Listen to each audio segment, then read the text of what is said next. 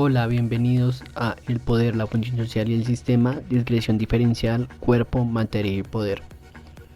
En primer lugar, nuestra reflexión girará en torno a la educación virtual. Una educación virtual en medio de la pandemia que ha traído consigo de nuevo marcos de romantización de la pobreza. De igual forma, en este sentido, podemos observar cómo estos marcos de inequidades en salud se han reflejado especialmente en la población rural y en la población que no tiene un acceso correcto a Internet. Es así que la educación se profundiza en su carácter como servicio y finalmente esto ha aumentado el control hacia los estudiantes. Por ello es necesario siempre pensar en la educación virtual mediante el cuestionamiento de nuestros privilegios. Esta reseña será de Judith Butler, Niklas Luhmann y Michel Foucault. El eje analítico principal será el poder, acompañado de otros dos ejes. Por un lado, la cuestión del sujeto y por otro lado lo institucional, especialmente cómo se refleja esto de lo institucional. En este momento vamos a rescatar el esquema general de tensiones planteado por el profesor Leopoldo Buena Ruiz respecto a los autores anteriormente mencionados. Encontramos el primer eje de tensión de las teorías del poder, que se refiere al poder como capacidad o el poder como acción y relación.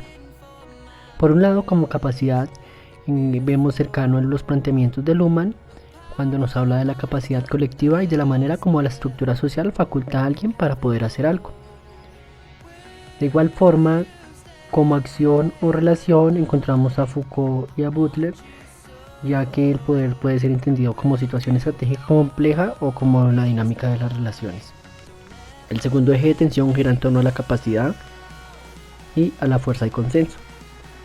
Para ello encontramos que Foucault y Butler se encuentran en una concepción intermedia entre el entendimiento de poder como capacidad versus poder como fuerza y consenso, ya que si bien es cierto que es una fuerza, determina el consenso. De igual forma encontramos que la concepción del poder en Luhmann se acerca al consenso, ya que se entiende el poder como dominación legítima, como comunicación. El tercer eje del poder gira en torno a lo constituyente y lo constituido.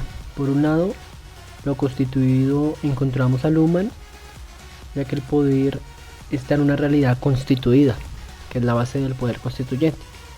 Por otro lado, en el intermedio entre lo constituyente y lo constituido encontramos a Foucault, por un lado por la lógica de redes y las lógicas productivas, que es constituyente, y a Butler con lo concerniente a la performatividad. Finalmente, el cuarto eje de dominación versus situación estratégica compleja, encontramos en la situación estratégica compleja a Foucault y a Butler, lo que se refleja en la trivalencia del sujeto. Antes de abordar el sujeto en Butler, es necesario recalcar la importancia de asumir el cuerpo y sus implicaciones culturales. Por otro lado, la organización del cuerpo permite relacionar parte de su significado y de su configuración en los distintos planos en los que éste se ve inmerso. En ese sentido, la concepción de Butler gira en torno a un sujeto no cerrado, ni es un concepto establecido por completo, un concepto unitario, ya que este sujeto se enmarca en procesos performativos que configuran un sujeto en la acción y no previo a la acción.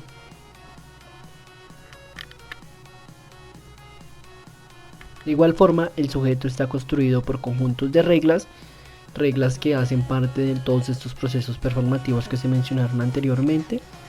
Es así que este sujeto, y especialmente la acción del sujeto, tiene poder para subvertir la norma que le ha formado y subordinado. Para entender el sujeto en Luhmann es necesario entender la concepción del cuerpo. En primer lugar, el cuerpo está compuesto por tres sistemas.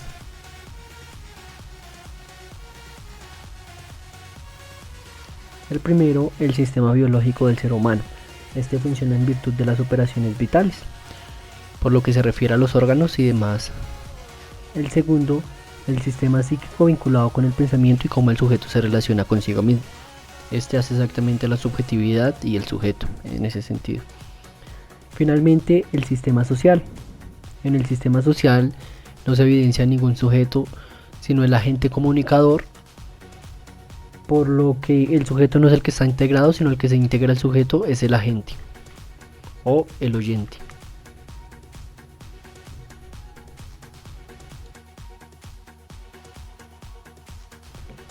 Foucault tiene una comprensión muy específica de la subjetividad, por eso nos habla de la trivalencia del sujeto. Es así que el término sujeto tiene tres sentidos. Por un lado, el sujeto que está sometido a otro por dependencia o por dominación. En segundo lugar, el sujeto sujetado a su propia identidad. Y en tercer lugar, el sujeto que sujeta o domina.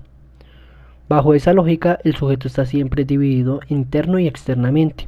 Es así que se configuran sujetos buenos, sujetos enfermos, sujetos de bien, sujetos criminales y demás.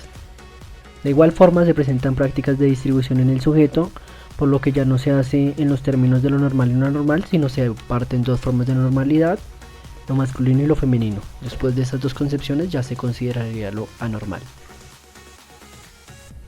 Respecto al análisis comparado, podemos evidenciar dos factores. Por un lado, Judith Butler y en alguna medida Michel Foucault harían una crítica a Luhmann en tanto se entiende al agente comunicador sin sujeto, ya que el sujeto en su trivalencia es un sujeto en construcción y este permite el reconocimiento de todas las subjetividades, por lo que se pretende en el reconocimiento de estas subjetividades es evitar, especialmente como lo dice Butler, que en el feminismo se construya una identidad que pretenda construir un sujeto ignorando todas las interseccionalidades culturales, raciales y demás que se presentan.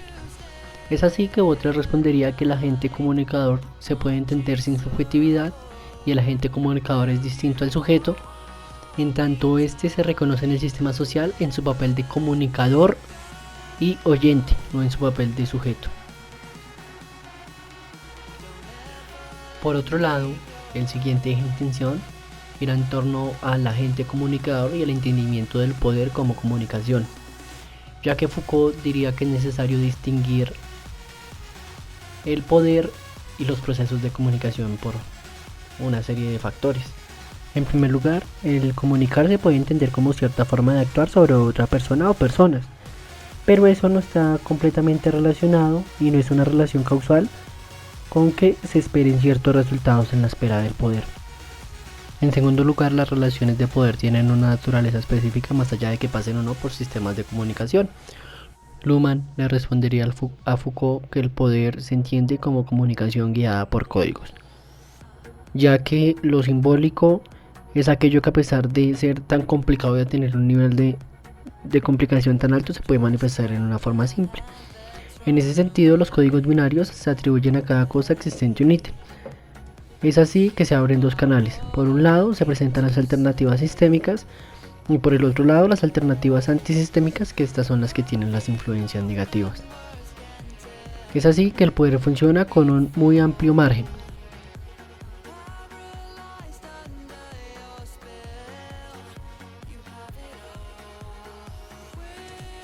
Finalmente, para este módulo, el comentario crítico gira en torno a varios factores. Por un lado, es necesario rescatar, y este autor se siente más cercano a la trivalencia del sujeto, ya que esto permite evidenciar un sujeto en construcción y un concepto no unitario del sujeto. En segundo lugar, la interseccionalidad en el reconocimiento de las subjetividades y la performatividad juega un papel sumamente importante en los estudios de género que plantea Judith Butler. No obstante, respecto a Luhmann tengo serias discrepancias respecto al agente comunicador y oyente, ya que no se pueden separar de las subjetividades, en tanto el agente comunicador entiende y el oyente reduce su complejidad de acuerdo a su subjetividad.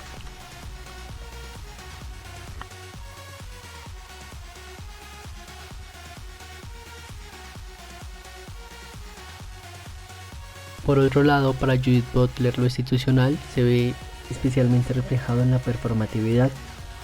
Es así que los actos performativos se pueden entender como modalidades de discurso autoritario, por lo que la mayoría de ellos son afirmaciones que al enunciarse también encarnan una acción y principalmente ejercen un poder vinculante. Al estar involucrados en todo este marco de red de autorizaciones y castigos, esta diversidad de actos performativos pueden incluir sentencias legales, bautismos, inauguraciones, declaraciones de propiedad y afirmaciones que, como se mencionó anteriormente, no solo reflejan la acción, sino también otorgan un poder vinculante. Es así que el poder que tiene el discurso para realizar aquello que nombra está relacionado con la performatividad y en consecuencia la convierte en un ámbito de donde el poder actúa como un discurso. En ese sentido, esta performatividad se puede entender como una actuación reiterada que se hace poder en virtud de su persistencia e inestabilidad. Por otro lado, lo institucional para Luhmann se ve reflejado en el sistema político, sin olvidar que eso también se puede ver reflejado en el sistema social, sistema jurídico y demás. Es así que se presenta una diferenciación interna en el sistema político bajo el nombre de Estado, en primer lugar. Esta diferenciación del Estado está concebida de doble manera. Por un lado, una diferenciación entre la estructura de cargos, respectivamente los políticos y los administrativos. Y en segundo lugar, una diferenciación que reside en la distinción de una estructura que es distinta al público, y el público entendido a quien el Estado debe servir. En segundo lugar, una diferenciación en torno a los partidos, ya que son los partidos políticos los que captan todas aquellas funciones que estaban implícitas en el concepto de la democracia. Finalmente, el público que participa en las elecciones políticas. El rol del elector es claramente reconocible, pero no el efecto político que éste puede generar. Por otro lado, antes de hablar de lo institucional, es necesario entender que Foucault realiza un estudio de la microfísica y no de la macrofísica del poder. Es así que concibe al Estado como nodo de nodos, como cristalización de cristalizaciones. Por otro lado, lo institucional en Foucault se refiere al concepto de gubernamentalidad, entendido como tres cosas. Inicialmente, como el conjunto constituido por las instituciones, los procedimientos, los cálculos y las tácticas que permiten ejercer este poder como blanco principal a la población, tomando como forma saber la economía política y como instrumento técnico esencial los dispositivos de seguridad.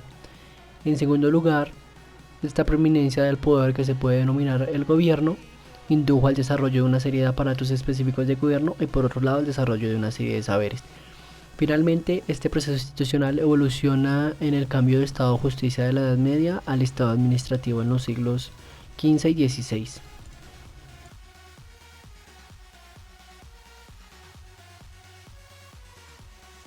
Respecto al diálogo relacional entre los autores, podemos evidenciar que Foucault le diría a Luhmann que su teoría es muy sistémica, por lo que no se podría hablar de un sistema, sino de varios sistemas, que sería lo ideal. No obstante, Luhmann le respondería que dentro del sistema existen múltiples subsistemas, por lo que esta teoría y esta concepción de Foucault no sería totalmente contraproducente. De igual forma, Luhmann le diría a Foucault que la red de redes, entendido como el Estado, sería una concepción sistémica que éste criticaría en Luhmann. No obstante, Foucault le respondería que el Estado se entiende como la intersección de las trayectorias, por lo que esto no se puede considerar bajo una perspectiva netamente sistémica. Por otro lado, Foucault afirma que los sistemas jurídicos de poder producen a los sujetos a los que más tarde representa. Es así que las nociones jurídicas de poder parecen regular la esfera política únicamente en términos negativos. No obstante, Butler le diría que los sujetos regulados por esas estructuras, en virtud de que estos están sujetos a ellas, se constituyen, se definen y se reproducen de acuerdo a las imposiciones de dichas estructuras. Es así que no se podrá permitir, bajo la concepción de Foucault, una emancipación, ya que esto se convierte problemático en tanto el sistema crea sujetos de congénero que se sitúan sobre un eje diferencial de dominación o sujetos que supuestamente son masculinos. En tales casos, recurrir sin ambigüedades a este sistema para la emancipación de las mujeres sería abiertamente contraproducente, concluiría Butler. Finalmente, respecto al comentario crítico de este segundo eje en torno a lo institucional, podemos evidenciar la pertinencia del nodo de nodos y la performatividad en el estudio de las teorías del poder. Asimismo, podemos evidenciar una crítica a Luhmann en tanto no se evidencia si existe un sistema social o si existen múltiples sistemas. Eso conllevaría claramente una universalización que puede ser contraproducente. Respecto a la película, se abordará para la reseña El Buda explota de la vergüenza, una película dirigida por Hannah Maghmalbaf en Irán y en Francia en el 2007. Érase una vez una niña que soñaba con ir a la escuela. Respecto a esta película, podemos entender cómo las cuevas se configuran como un sistema social. Un sistema social que en cada apertura refleja unos subsistemas y entre estos claramente un entorno caótico interno. De igual forma, las cuevas se pueden entender como un nodo de redes articuladas en las relaciones sociales desde la perspectiva de Foucault. Por otro lado, respecto a los sujetos, se puede evidenciar cómo los niños intentan reducir la complejidad de lo que ocasionó la guerra de Vietnam y simular mediante sus subjetividades. De igual forma, podemos entender cómo el poder se configura como comunicación bajo una serie de códigos que en este caso sería la codificación del lenguaje. Respecto a la performatividad, podemos evidenciar cómo esta serie de actos se configura con las siguientes frases: eres pequeña es como una hormiga, no puedes ir a la escuela.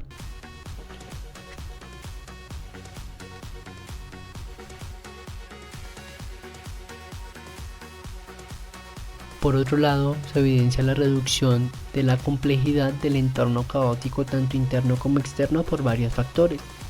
En primer lugar, se evidencia cómo la protagonista, en miras de no poder ubicarse respecto a los puntos cardinales, decide seguir un barco que la llevará a buscar la escuela.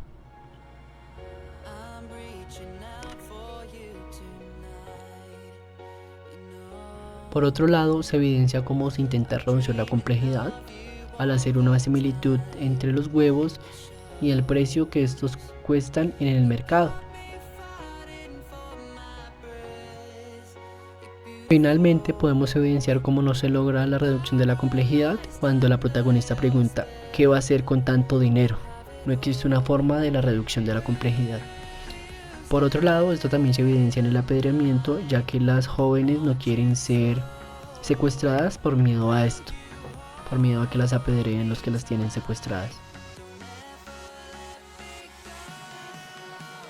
Respecto al comentario crítico global, podemos evidenciar cómo el intento fallido por parte de Foucault y Luhmann de desligar el poder con la violencia, ya que si bien es cierto que ellos argumentan que la violencia no es poder, se denota como las sanciones negativas se emplean a través de la violencia, o incluso no se emplean sino solo se emplea la amenaza del uso de la violencia. Respecto a los avances, podemos evidenciar cómo se habla de un poder creativo en Foucault, que claramente se veían reflejados en Spinoza, pero bajo en un nivel muy reducido.